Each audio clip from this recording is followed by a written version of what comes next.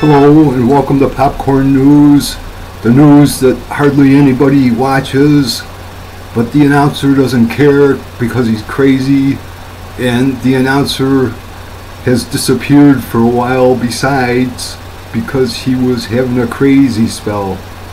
But today being April 1st, 2017, it would be to honor all fools everywhere. I figured it'd be a good time to resume. And what do we know? What do we know about what's going on? Well, on YouTube, you get people, a lot of them, that want to get a lot of clicks for their videos, so they get really dramatic. And you might think, oh wow, the whole country is becoming dramatic. But really most people are just poking along. But anyway, so there was a tweet by the president, Donald Trump, today, and because it's April 1st, I'm wondering, well, is it an April Fool's joke? But you decide. Here's the latest of the Trump tweets. Okay, for number one, I wanted to read the president's tweets, and they kept nagging me that I don't have a Twitter account. So okay, to read the tweets, I sign up for a Twitter account, never posted a thing to it, and almost immediately, within a week, I get this thing at the top. Your account is currently suspended. For what? For more information, please visit suspended accounts. So, suspended accounts. About the suspended accounts. Spam. Might have been spam, but I never posted anything. Account security at risk. Well, maybe abusive tweets. I never did any tweets. So anyway, I don't care. I'm not planning on doing any stupid tweets. Well, not this. If some people want to do them, it's fine, but I am not inclined to. But I like to read President Trump's tweets. And what do we find today? And it's April 1st, 2017. So I don't think this is an April Fool's joke, but I don't know. But here we have Donald J. Trump. Wow, Fox News, just reporting big news. Source, official behind unmasking is high up. Known intel official is responsible. Some unmasked, not associated with Russia. Trump team spied on before he was nominated. If this is true, does not get much bigger. Would be sad for the United States. And it's not reported, or scarcely reported.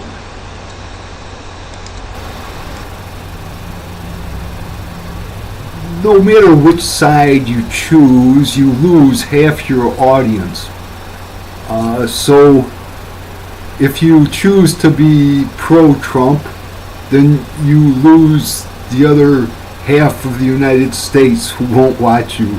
But if you choose to be anti-Trump, you still will lose half the audience, this time on the so-called right.